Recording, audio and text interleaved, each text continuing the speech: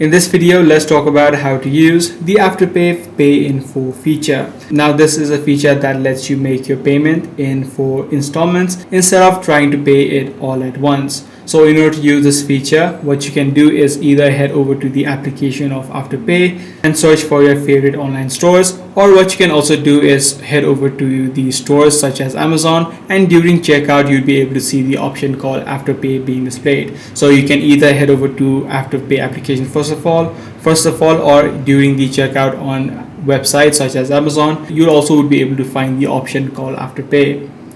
Before you can make any sort of payments using this, make sure you link your debit or credit card with your Afterpay account first of all, and only then you'll be able to use this feature if you're using the mobile application. And once you have set up the Pay in Full feature, you'll be able to see the exact due date being displayed and the total amount that is due. So this is the exact process that you can follow in order to use the Afterpay for Pay in Full feature. If this guide video did help you out, be sure to subscribe. I'm gonna see you in the next video.